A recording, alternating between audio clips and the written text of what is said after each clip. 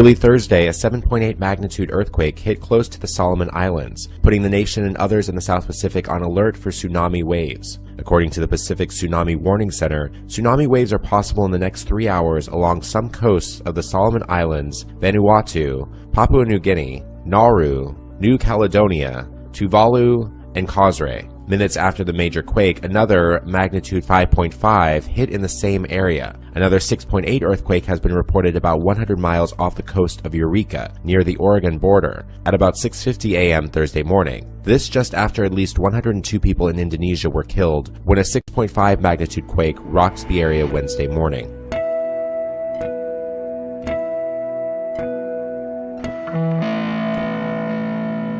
A powerful 6.5 magnitude earthquake rocked the Northern California coast today. The quake occurred roughly 100 miles off the coast of Eureka, near the Oregon border. The depth of the quake was about 6.2 miles, according to the U.S. Geological Survey, which has issued no tsunami warnings. The quake was felt from southern Oregon south into the Bay Area. It was also felt inland in the Sacramento Valley.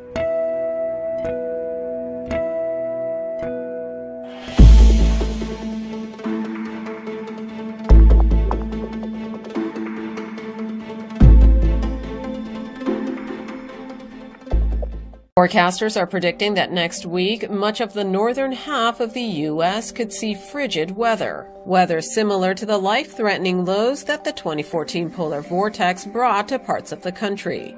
The southward shift in the 2014 polar vortex brought the Midwest some of its coldest weather in 2 decades. Frigid temperatures combined with huge winds led to life-threatening wind chills as low as 60 degrees below zero and killed at least 9 people. The dangerously cold weather turned deadly today. Blinding snowstorms caused major pileups in the Midwest. A snow squall and slick roads are being blamed for the deadly pileup of mangled cars, trucks, and 18-wheelers. 3 people were killed and 11 people injured after dozens of vehicles careened off of Michigan's I-96 just south of Lansing. 300 miles east in Lake County, Ohio, another pileup with as many as 50 vehicles occurred after a truck jackknifed due to icy road conditions. Farther east in upstate New York, the moving system dropped nearly 17 inches of thick, sticky lake-effect snow an hour north of Syracuse. Roads quickly became treacherous, testing the skills of any driver who dared to get behind the wheel. North Dakota residents are still cleaning up after the 1-2 punch of snow and howling wind tore through the state. Since Monday, tow trucks have pulled roughly 400 stranded or damaged vehicles into this lot alone. Scott, they expect to stay busy because there is more snow and sub-zero temperatures in the forecast. The Capitol lawn will once again be graced with Mary, baby Jesus, Joseph, and a huge snake. The Satanic Temple of Detroit is planning on putting up a display called Snaketivity in response to the traditional nativity scene. The Satanic Temple says it hopes its Snaketivity display will start a conversation about religious diversity. The display features a cross, a red snake, and a sign reading, "The greatest gift is knowledge." It's the season for holiday decorations, but a display in one South Florida city has many people feeling disturbed. A satanic symbol appearing next to other religious displays. We're ready to make this an annual tradition. Come on, it's lovely weather. Not the lights, not the parade. They're already established traditions. Preston Smith is referring to this, a 20-foot pentagram with a carving of Satan in the center. That's a disgrace. How do they allow that? It's allowed here next to the nativity scene because the city of Boca Raton considers Sanborn Square a free speech zone and granted Preston Smith a permit to put up the display. But the words and even the carving are now covered with spray paint hit by vandals less than a day after it went up. We expect to restore the sculpture of Satan to its former glory. This is what it looked like before. Smith says he's not a Satanist, but is in fact working with the group Freedom from Religion Foundation. He'd ideally like to see all displays like this gone. We will drag them into the new century, kicking and screaming the whole way. Local churches responding with this banner, calling the satanic display offensive and shameful. And we also felt it was spiritually harmful to the well-being of our community. If it's not a religion, it shouldn't be here during this religious season. If it's been entered and approved and it's here, then we should not even question that. Well, you can see that all the words are still covered by spray paint, but Preston Smith says all of this will be replaced and that the Freedom from Religion Foundation will be putting up a reward to find whoever did this. American flags flying outside two gyms in California burned to a crisp on the anniversary of Pearl Harbor. The owners of that gym, one of them a combat veteran, defending the flag and what it stands for.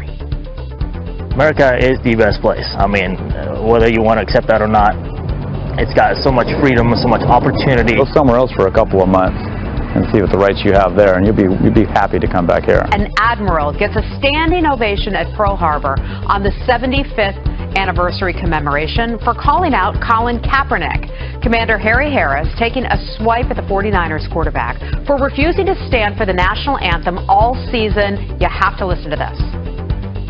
You can bet that the men and women that we honor today and those who died that fateful morning 75 years ago never took a knee and never failed to stand whenever they heard our national anthem being played. He's right about that. Well, the comments bringing the crowd of servicemen and women to their feet for a lengthy applause. Tensions with Russia on the rise once again over the past several days. In Syria, a major Russian offensive battering the already hard-hit city of Aleppo. The Russians opposing a UN-backed ceasefire in the city, blaming the US for failing to negotiate. On one hand, we want to figure it out, but on the other hand, we have a certain understanding that serious conversations with our American partners are not working. But Secretary of State John Kerry says the Russians are dragging their feet as they target moderate rebels opposing Bashar al-Assad's government. Kerry, at a NATO summit in Brussels, urging the international community to stand together against increased Russian aggression. The real effort today is to reinforce with everybody how important NATO is, the relationship of NATO, and how we need to come together. Washington is not happy at the prospect of the Syrian government's taking control of eastern Aleppo. The U.S. has supported the rebels there, even as they partnered with al-Nusra, which is al-Qaeda in Syria, and they are now losing ground. It's only going to exacerbate the ongoing conflict, that the opposition is not going to lay down their arms, but is going to continue fighting. Behind the scenes, some U.S. officials see the retaking of eastern Aleppo as a defeat for President Obama, who 4 years ago said Bashar Assad's days were numbered. I am confident that Assad's days are numbered. Reuters has quoted an unnamed U.S. official as saying, "Who won? Putin, the Iranians, and Assad." China's special envoy for Syria, Shi Shaoyan, held a press conference in Damascus after meeting with Syrian officials in the capital. At the presser, the Chinese diplomat said his country rejects foreign intervention in Syria's internal affairs, saying it is the Syrians alone who should determine their future. He also outlined China's stance on the Syrian crisis. I refer to all sides that China is very keen to push for activating its four-track vision for Syria, which are fighting terrorism, establishing ceasefire, providing humanitarian assistance, and boosting the political process.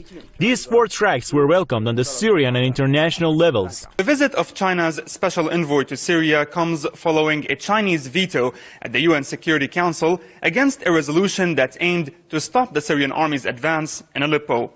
It signals a more robust Chinese role in Syria's war on terrorism in the near future. Syrian President Bashar al-Assad has said victory in the city of Aleppo is going to change the course of the battle against terrorists in the country. Assad made the comment in an interview with Syrian newspaper Al-Watan.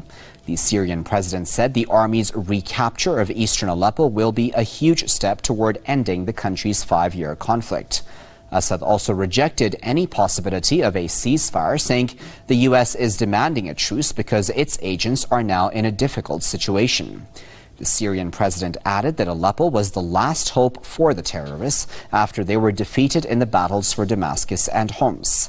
The Syrian leader, however, noted that winning in Aleppo would not mean the end of the war in Syria.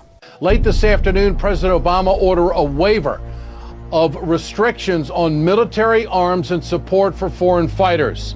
Obama will allow this under the guise of fighting terrorism and national security interests for the United States.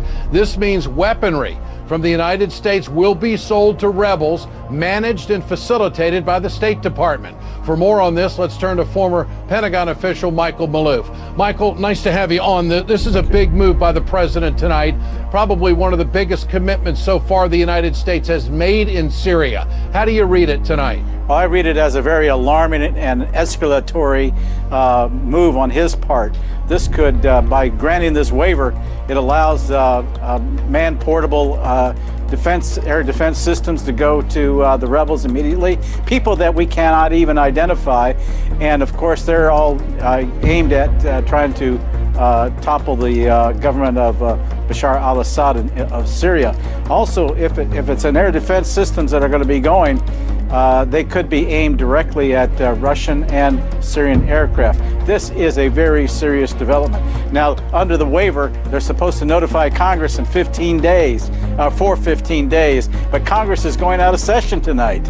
And so these weapons will just go from stockpiles that already exist in Europe and be in the hands of rebels within days. And this is a very, very serious development. Fears are mounting that hundreds of thousands of pounds from the British welfare system is being used to fund Islamic State terror. That's after a Belgian national, along with an accomplice, was convicted of funding terrorism. It was revealed that a man who had been fighting for ISIL in Syria for a year was still getting welfare payments in Britain. It's reported the cash was eventually given to one of the Brussels bombing suspects. Birmingham City Council has apologised for the error, while the government claims it is investigating all potential fraud. Let's go live now to David Weitze, who's a former Scotland Yard counter-terrorism officer. You're very welcome to the programme, David. The media claims that hundreds of thousands of pounds in benefit payments are funding terrorism. It's quite an astonishing amount and quite an astonishing link. Is it really that serious? Is that how things are?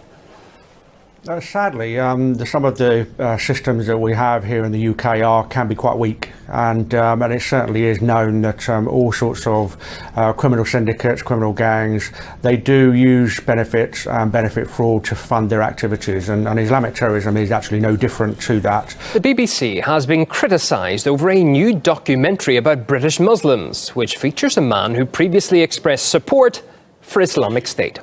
Muslims Like Us will premiere on Monday in the UK. It's been described as a social experiment and coined the Muslim Big Brother. Producers hope it will show the diversity of the Islamic faith in the country, with 10 strangers living under the same roof for a little over a week. The reality show is supposed to give us an insight into what it's like to be a British Muslim today. However, the housemates chosen have sparked controversy, in particular Anthony Small, now known as Abdul Haq. Haq was a British and Commonwealth champion boxer before converting to Islam, giving up his sporting career in the process. He's since openly supported a convicted hate preacher who was jailed for backing ISIL. And Haq himself was accused of planning a trip to Syria, but terror charges were dropped. He also appeared in a number of homemade videos, justifying the beheading of American journalists by ISIL as, quote, retaliation. Well, the BBC explained his inclusion in the show as wanting to represent the full diversity of British Muslims. In an official statement, it also added that topical and heated exchanges will help shine a light on what it means to be a Muslim in modern Britain. Now, a new report says around a third of foreign terrorists who went to Syria and Iraq have returned to Europe, and some of them may have orders to conduct attacks. The report sets the number of European citizens who joined Daesh terrorists at 5,000. It says around 30 to 35% of the foreign terrorists have returned home, while 50% of them still remain with the group. A report seen by France Press news agency warns about those who return home on specific missions, adding that some European women and children could also pose a security threat, as they may have been radicalized during their time with Daesh. It also noted that the returnees, were keeping in touch with Daesh in the Middle East via social media. EU counter-terrorism coordinator Gilles de Kerchove is set to present the report to the bloc's interior ministers on Friday. ISIS is calling for attacks on U.S. bases in Bahrain, targeting American military personnel. The base is home to the U.S. Navy's Fifth Fleet. The video was released during high-level meetings in Bahrain, including British Prime Minister Theresa May. And U.S. Defense Secretary Ash Carter will speak at a conference there this weekend. Russian and Taliban militants fighting to take down the government in Kabul could complicate an already challenging security situation. Officials in Russia are denying that they are aiding insurgents who are inflicting heavy casualties and contesting large areas of territory, and say that their limited contacts are trying to bring the Taliban to a negotiating table.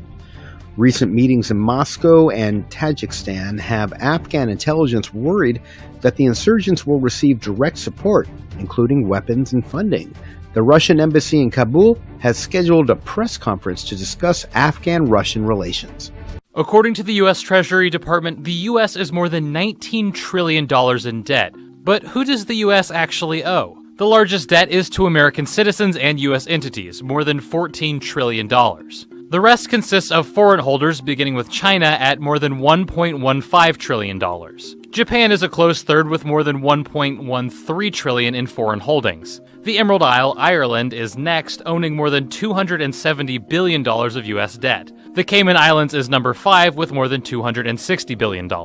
And Brazil comes in 6th at more than $258 billion.